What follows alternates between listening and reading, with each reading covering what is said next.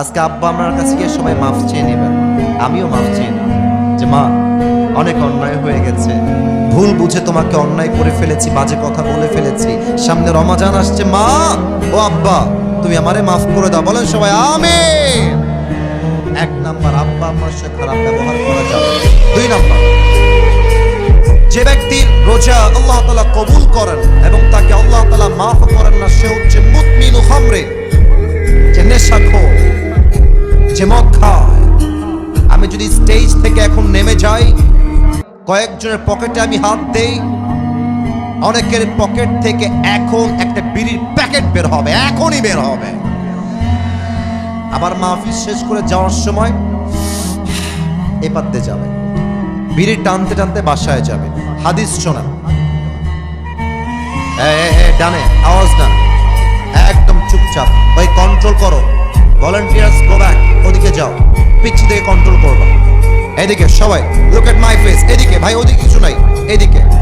হাদিস শোনা, ইদা শারিবাল খাম ফাজলিদুহু, আল্লাহর হাবিব বলেছেন যদি কেউ মদ পান করে ফ্লগ হিম, তাকে ব্যাট দিয়ে আঘাত করো। If he becomes intoxicated again, fajliduhu, flog him again. আল্লাহর হাবিব বলেছেন যদি আবার সে মদ পান করে, আবার ব্যত্রাঘাত করো। যদি আবার করে, আবার ব্যত্রাঘাত করো। যদি সে চারবার এসে আবার মদ পান করে, ফadribu উরুকাহু, behead him. আল্লাহর হাবিব বলেছেন যে চারবার মদ পান করবে তাকে এক কোপ দিয়ে তার কল্লা আলাদা করে দাও। আল্লাহু আকবার। বড় বিধান শাস্তি। অতএব রমজান মাসে আমরা তওবা করছি, বিড়ি, সিগারেট, মদ এবং নেশাগ্রস্ত কোনো জিনিস আমরা মুখে নিব না। রাজি আছেন তো সবাই ইনশাআল্লাহ? একটু হাত তুলে বলেন সবাই ইনশাআল্লাহ। 3 নাম্বার রোগটা বলবো, এটা বড্ড মারাত্মক রোগ। এই রোগের জন্য আমাদের দেশটা ধ্বংস হচ্ছে। এই রোগটা হলো হিংসা রোগ। ভাই তার ভাইকে সহ্য করতে পারে না। আমি ভাইয়ের কথা কি বলবো, বাংলাদেশে এক হুজুর আর এক হুজুরকে সহ্য করতে পারে না, ঠিক কিনা বলেন? সারাদিন গীবত, বদনাম, সোশ্যাল মিডিয়ায় ঢুকলেই এক হুজুর আর এক হুজুরকে দেখতে পারে না। আসুন আমরা জেনে নেই হাদিস কি বলছে। আল্লাহর হাবিব বলেছেন আল হাসাদ তাকুলুল হাসানাত কামা তাকুলুন নার আল হাতাব। হিংসা মানুষের আমলকে এমন ভাবে জ্বালিয়ে দেয়, পুড়িয়ে দেয়, যেমন ভাবে আগুন কাঠকে পুড়িয়ে দেয়। এবং আল্লাহর হাবিব বলেছেন রমজান মাসে আল্লাহ তাআলা সবাইকে মাফ করে দিবেন, 2 জনকে মাফ করবেন না। তার মাঝে একজন হচ্ছে মুসাহিন, যে তার হৃদয়ে তার ভাইয়ের জন্য বিদ্বেষ পোষণ করে। অতএব সবাই আমরা নিয়ত করছি আমাদের হৃদয় থেকে সমস্ত হিংসা আমরা রমজানের পূর্বেই মুছে ফেলব। বলেন সবাই ইনশাআল্লাহ। আর আপনারা গ্রামের মানুষ, আমি আসিফ হুজুর গ্রামের সন্তান। আমরা গ্রামের সন্তান বলেই আমাদেরকে মাইনাস করে দেওয়া যাবে না। পুরো পৃথিবীতে যারাই ইতিহাস করেছে, যারা ইতিহাসের রচনা করেছে, তার 90 ভাগেরও বেশি মানুষ গ্রাম থেকে উঠে গিয়ে ইতিহাস তৈরি করেছে। গ্রামে একটা সমস্যা আছে, একটু কিছু কথা হয়ে গেলে, একটু রাগারাগি হয়ে গেলে আর কথা বলে না, তাকায় না, সালাম কালাম দেয় না, আত্মীয়তার সম্পর্ক বিচ্ছিন্ন করে ফেলে। আল্লাহর হাবিব বলেছেন যে আত্মীয়তার সম্পর্ক বিচ্ছিন্ন করে তার কোনো ইবাদত আল্লাহর কাছে কবুল হবে না। এর চাইতে মারাত্মক হাদিস শোনা, এর চাইতে মারাত্মক হাদিস, লা ইয়াদখুলুল জান্নাতা qati'u, he who break the kinship relationship will not enter in the paradise. জাতীয়তার সম্পর্ক বিচ্ছিন্ন করে কোনো কারণ ছাড়া, তার জন্য আল্লাহর জান্নাত হারাম হয়ে যায়। নাউজুবিল্লাহ বলবেন না আপনারা সবাই? এজন্য যদি ভাই ভাইয়ের সঙ্গে ঝগড়া হয়ে যায়, বোন বোনের সঙ্গে ঝগড়া হয়ে যায়, যেখানে যার যেভাবে ঝগড়া হয়েছে, আজকে আমরা রোজার পূর্বেই সবকিছু মিটমাট করে নিব। বলেন সবাই আওয়াজ করে ইনশাআল্লাহ। 5 নাম্বারটা একটু দেখবেন আমার দিকে। এই যে আমার মধ্যে কি, এই যে আমার উপস্থাপক ভাই বলেছে, বাদ বাকি আওয়াজ আমার কানে আহামরি আসে নাই। আরেকবার আমার মুখে এটা লম্বা লম্বা কি ভাই? মাশাআল্লাহ। আচ্ছা, মিথ্যা বলবেন না। আমি জানি দিনাজপুরের মানুষ কথায় এক, কাজেও এক। ভালোবাসলে আই লাভ ইউ, না বাসলে আই হেট ইউ, ঠিক কিনা বলেন? আচ্ছা মুরব্বী, আব্বাজান, যুবক ভাই, আমাকে দাড়িতে আনস্মার্ট লাগতেছে না স্মার্ট লাগতেছে? তো জোরে বলেন না। আর স্মার্ট না স্মার্ট? স্মার্ট লাগতেছে। মনে রাখবেন, দাড়ি কাটাই হচ্ছে এমন একটা গুনাহ, এখানে ওলামা একরাম আছেন, বানিয়ে বলার নো চান্স, নো অপরচুনিটি, যে দাড়ি কাটে প্রত্যেক সেকেন্ডে সেকেন্ডে তার আমলনামায় 60টা করে কবিরা গুনাহ লেখা হয়। এবার আসেন হাদিসটাকে মিলাই দেই। আপনি রোজা রাখলেন, ইটস এ ফাস্টিং, এটা রোজা, এটা সওয়াবের কাজ। সওয়াব করছেন একদিকে, আবার দাড়িটা কামাই ফেলেছেন, প্রত্যেক সেকেন্ডে সেকেন্ডে 60টা করে কবিরা গুনাহ, এদিকে রোজার সওয়াব। দুইটা যখন হবে প্লাস মাইনাস হবে, একদিকে যোগ হবে আর একদিকে ফাঁকা হবে। আপনার মাসের বেতন হচ্ছে 30,000 টাকা আর খরচ হচ্ছে 40,000 টাকা। মাস শেষে ব্যালেন্স অ্যাড হবে 30,000, খরচ হয়ে যাবে 40,000। দেখবেন প্লাস মাইনাস করলে ফলাফল হবে 0। আপনি রোজাও রাখবেন, আবার দাড়িও ক্লিন শেভ করবেন, আপনার ওই রোজার 2 পয়সা দাম আল্লাহর কাছে নাই, ঠিক কিনা বলেন? অনেক যুবক বলবে, হুজুর দাড়ি কাটলে আমাকে মেয়েরা হয়তো বা বিয়ে করবে না। না করো, এটাই কথা ঠিক। বেটি, তুমি আমারে বিয়ে করবে না, কোনো টাইম নাই তোমার। তোমার মতো মেয়ের জন্য আমার মতো দাড়িওয়ালা বিয়ে পুরুষ নয়, তোমার মতো মেয়ের জন্য বিটিএস এর হিজড়াই সবচেয়ে বেশি পারফেক্ট হবে। বলেন তো, আমার নবীর মুখে লম্বা লম্বা চাপ দাড়ি ছিল কি ছিল না? আমার নবীর মতো সুন্দর, অসাধারণ এই তল্লাটে সেকেন্ড কেউ আর কেউ কি হতে পারে? চাঁদের চেয়ে সুন্দর তুমি, নবী আমার কমলি হিওয়ালা, দো জাহানের বাদশাহ তুমি, প্যারা নবী সাল্লে আলা, দো জাহানের বাদশাহ তুমি, প্যারা নবী সাল্লে আলা, চাঁদের চেয়ে সুন্দর তুমি, নবী আমার কমলি হিওয়ালা। সুবহানাল্লাহ সবাই। অতএব আব্বাজান যারা এসেছেন, যুবক যারা এসেছো, একটা ওয়াদা আমাকে করতেই হবে তোমাদের। একটা ওয়াদা না করলে কাউকে আমি ছাড়বো না। বলেন সবাই হুজুর, জোরে জোরে হুজুর। আমরা দিনাজপুরের সন্তান, আপনাকে ওয়াদা দিলাম, আজ থেকে এই দাড়ি, সবাই দেখি একটু দাড়িতে হাত দেন, এই দাড়ি আমি আর কখনো কাটবো না, এই যেভাবে কাটবো না। বলেন সবাই ইনশাআল্লাহ।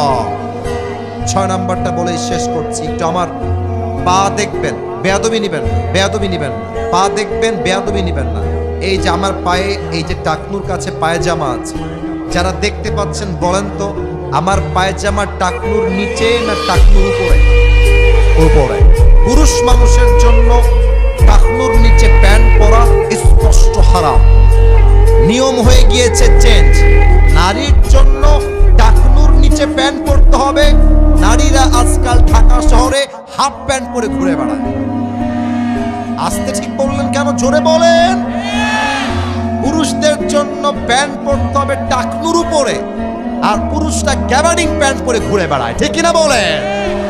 আল্লাহর হাবিব বলেছেন, সতরের প্রত্যেকটা অঙ্গ তোমাকে ঢাকতে হবে, এবং যেই যুবক, যে পুরুষ টাকনুর নিচে প্যান্ট পরবে, যত দূর পর্যন্ত প্যান্টের কাপড় যাবে, প্রত্যেকটা অঙ্গকে জাহান্নামের আগুনে পুড়িয়ে ধূলিসাৎ করবে একজন। বলেন সবাই, তিনি কে? আল্লাহ আমাদের সবাইকে তুমি এই 6টা বদ আমল থেকে রমজানের পূর্বেই বাঁচার তৌফিক দান করো। পড়েন সবাই আমিন। আপনাদের বউ আছে কার কার? একটু হাত তুলুন। আপনাদের কারো বউ নাই? আমি বিশ্বাস করি না। সত্যি সত্যি সত্যি। আরে আল্লাহ, আমার যুবক ভাইদের সবাইকে তুমি নেককার দিনদার বউ দিয়ে দাও। পড়েন সবাই আমিন।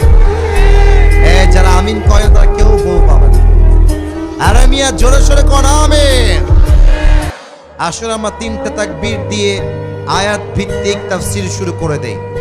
প্রথম তাকবীর দিবেন আমার প্রিয় বিবাহিত আব্বাজান এবং যুবক ভাই। দেখা যাক আজকে কারা জিতে। বিবাহিত ভাইরা একটু কাশি দেন আমার সাথে। না, এটা মান সম্মানের ব্যাপার ভাই, একটু আওয়াজ দিয়ে কাশি দেন আব্বাজান। আরে মিয়া, দিনাজপুরের মুরব্বীরাও একদম বুকে তাজা সাহস রাখে, ঠিক কিনা বলে? আব্বাজান আপনারা সবাই এবং বিবাহিত যারা সবাই একটা কাশি দিয়ে গলাটাকে একটু শক্তিশালী করেন। হ্যাঁ, মাশাআল্লাহ। দেখা যাক সিঙ্গেলরা জিতে না বিবাহিতরা জিতে তাকবীর দিয়ে। বিবাহিত ভাই রেডি হয়ে যান। নারায়ে তাকবীর। বিবাহিত ভাই মাশাআল্লাহ অনেক ভালো ছিল, অনেক ভালো ছিল। সাউন্ডটা একটু বাড়ান, সাউন্ডটা হালকা একটু বেস মোটা করেন, বেস।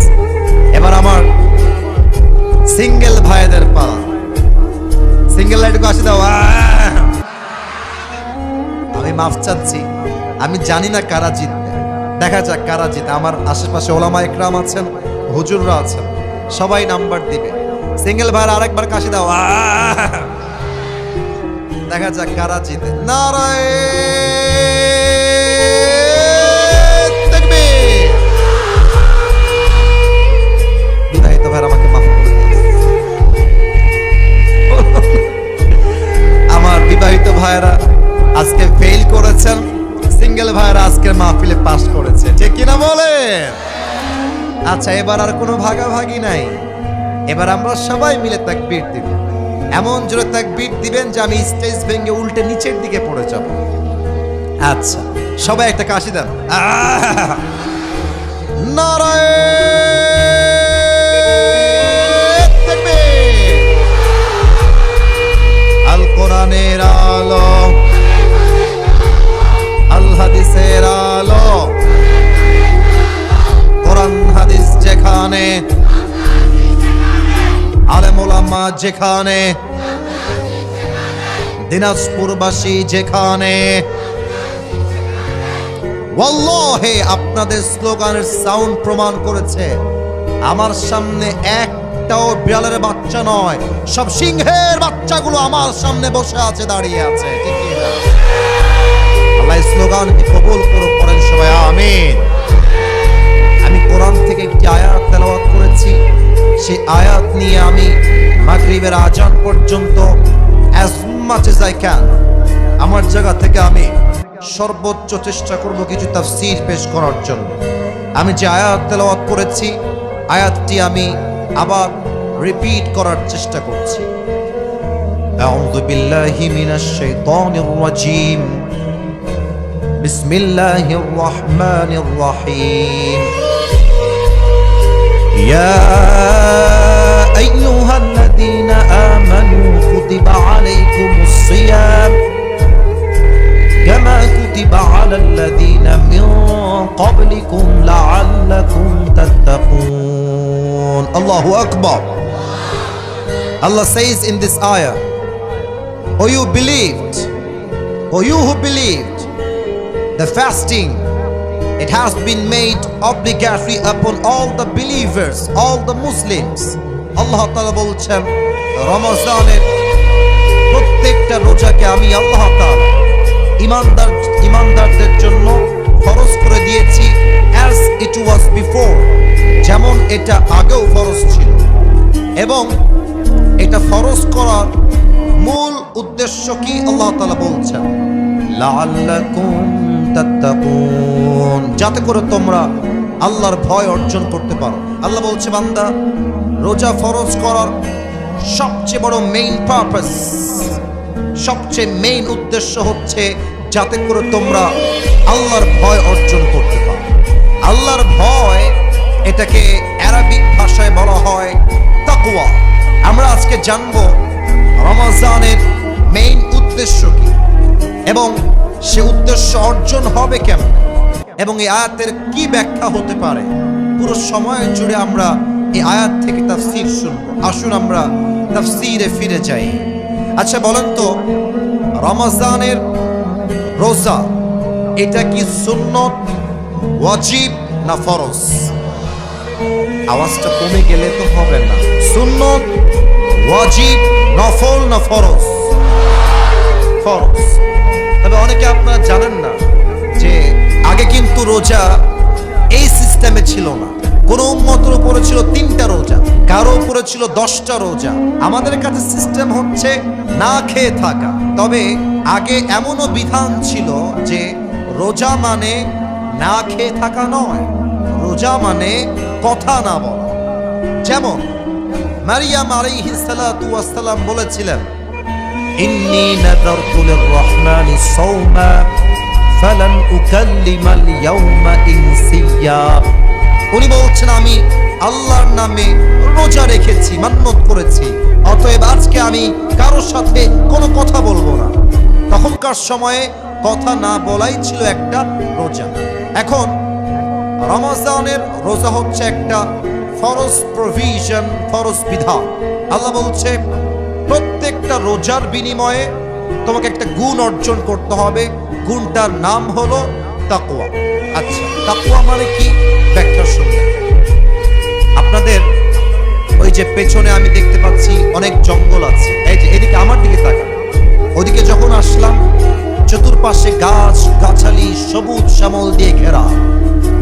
আচ্ছা, দিনাজপুরের বিরলের ভাই, আপনি যদি একটা জঙ্গলে যান, মনে করেন আফ্রিকার জঙ্গল মনে করেন, অথবা ভাবেন আমাদের খুলনার সাতক্ষীরার সুন্দরবন। সুন্দরবনের নাম তো শুনছেন সবাই আপনারা নাকি? কথা করা শুনছেন তো সবাই আপনারা নাকি? আচ্ছা, সুন্দরবনে আপনি হাঁটতেছেন, রাস্তা